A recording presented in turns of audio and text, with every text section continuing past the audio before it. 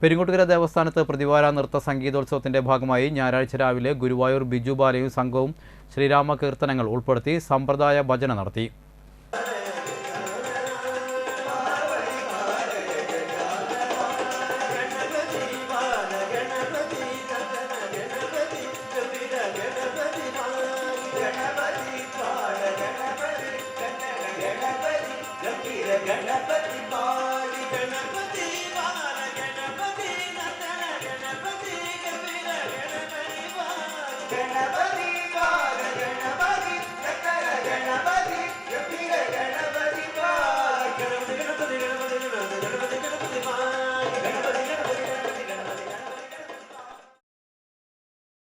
കീർത്തന സതീഷ് കുമാറിന്റെ ഭരതനാട്യം, ശ്രീപദം ഏങ്ങണ്ടിയൂർ അവതരിപ്പിച്ച തിരുവാതിരക്കളി എന്നിവയും നടന്നു.